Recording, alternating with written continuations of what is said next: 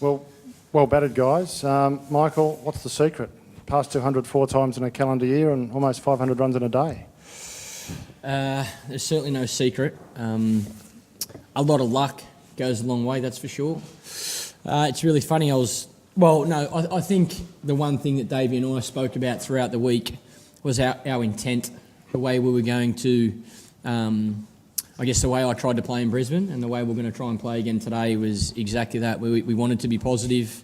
Again, I use the words of Warnie that he told me a long time ago that the better the bowling, the more positive you got to be. And I think we probably both took that approach today that, we're going to see the ball and react and not worry too much about the result. If we get a good ball, we get a good ball. David, how have you turned things around since Brisbane, I suppose, to get yourself back into that, see the ball, hit the ball? Yeah, obviously, preparation leading to this test, credit goes out to the net bowlers because, I really bowled them, I faced them and, they bowled themselves into the ground, bowling to us. And one of those things as a cricketer, you want to try and hit as many balls as you can. And without those guys here, we sometimes you take it for granted a little bit. But, facing them guys in nets, a lot of hours in the nets, it's what I did. I just saw the ball and reacted in the nets. And obviously today it came off for me. Michael, have you been able to absorb what you've achieved in this year? Like with 4 double hundreds, you're the first person to ever do it. And what's it like to be spoken of in the same breath as Bradman and exceed what he's done in that respect, at least? No, I guess the only thing I've looked at is the fact that we just made 480 in a day. Now I'm trying to work out what we've got to do tomorrow to set up this game to have a crack at winning. Look, it's really nice to be making runs, and I guess the downside to this great game is when you're not, you find it really hard to find your next run, and that happens through your career, and that's happened a lot for me, I guess, through my career, and I got dropped, and I remember when I come back from getting dropped that, I said I want to make the most of the good days, and that's all I really feel I'm doing. I feel like when I'm getting in, I'm trying to cash in, because I know there'll be some tough days around the corner again. Michael, that foot on the throat, was that a plan? It seemed like you were hitting a basketball out there. Certainly didn't feel that way. But it's always a plan when you get on top to stay on top. When you grab momentum, you've got to hang on to it for as long as possible. And that's the hardest challenge in Test cricket. It goes up and down over a long period of time, over 5 days. So, yeah, when you got the momentum, you've got to run with it. And I think we certainly did that today.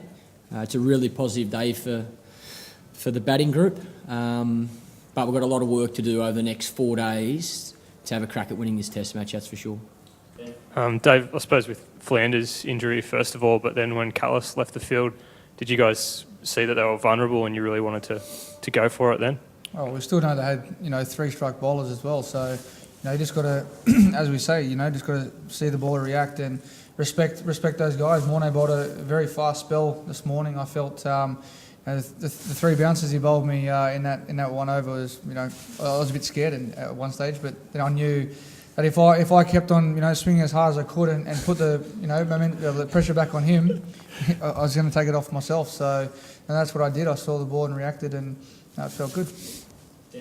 Michael, have you been particularly pleased that in both Brisbane and here you were 3 down for not many? There's been really kind of a fearless counter-attack happen where you put the pressure back onto the South Africans almost. Even when the scoreboard still says that they're in a good position, the momentum has been able to be taken back. Yeah, I've tried to, that's for sure. I think that's, through my career, that's probably the only way I've had success. When you look at the innings I've made big scores, it's exactly that. It's the counter-attack, it's the being positive, it's the playing my natural game. And there's risk there. As Graham and AB reminded me a few times today, I had a lot of arse. There's no doubt about that, but you need it in this game.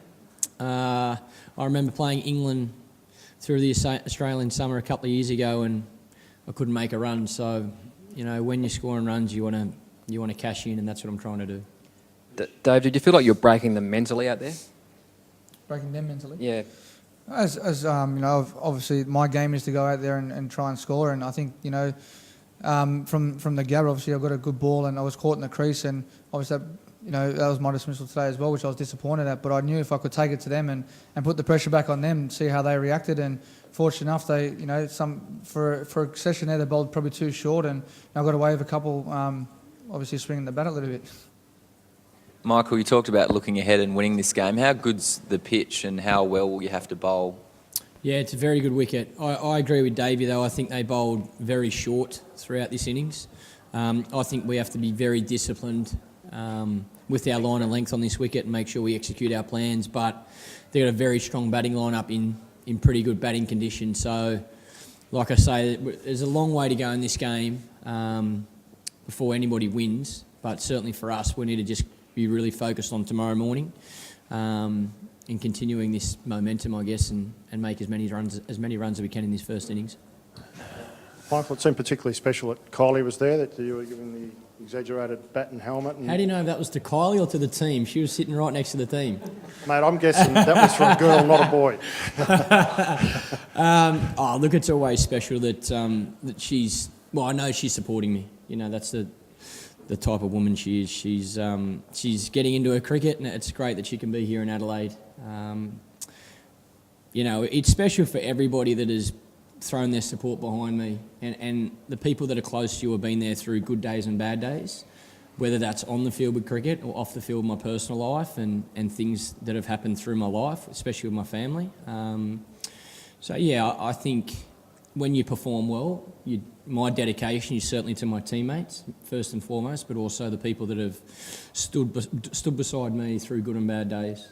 So is Kylie, how often has she been there when you've made those really big scores? Did you see any of the others? Her. Look, she hasn't missed too many games, put it that way. David, during the week, you're struggling in the nets. Was that starting to play on your mind? What was that, sorry? You appear to be struggling in the nets during the week. Was it starting to play on your mind? Were you starting to doubt yourself? Yeah. Well, I wouldn't say I was struggling in the nets. It's probably the best I've actually hit them this summer in the nets, actually. As I said before, my preparation was fantastic. I can probably remember how many times I got dismissed. I think I got dismissed twice. But no, obviously, my preparation was fantastic. I don't know if you thought I was struggling, but I felt very good. I've got to go back and rewrite my story. Michael, is Mike Hussey getting a bit annoyed with you that he keeps making centuries, but you keep stealing all his thunder and he gets no attention? Look, I do believe there's been a few occasions where Huss's hundreds have been swept under the carpet. 300 last year. As such, yeah. But look, I think his form is unbelievable. I think the way he's playing as well, you know, he's walking in at number 6 and playing with great intent. And I think today he continued to grab hold of that momentum once Davey got out. So I think a lot of credit, there's obviously a lot of respect for how good a player he is, but a lot of credit needs to go to Huss and Davey as well. You know, the way they played up the other end today made my life and my job a lot easier.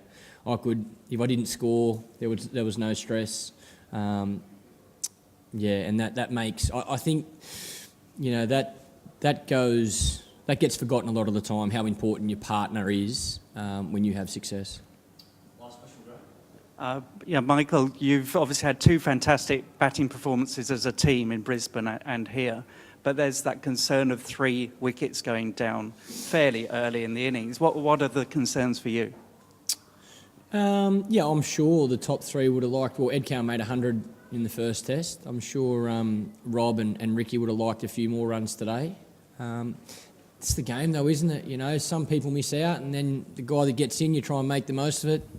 You know, come second innings or come Perth, it might be the complete opposite. It might be the top 3. You know, number 5, 6, 7 mightn't even get a bat. Who knows? It's just the way the game goes. Sometimes it's, no matter who you play, the hardest part about batting is starting your innings. You know, those first 20 balls. And when guys are getting out for low scores in those first 20 balls, you have to accept that it's the hardest time to bat. It's when you get in that you get really disappointed when you get out. When you get out for 40 or 60, because you've had a look at the opposition, you've seen the conditions of the wicket, they're the times you've got to make the most of. So, look, I got no qualms with anybody missing out at the start of their innings because you're facing a very good attack and it's the hardest time to bat.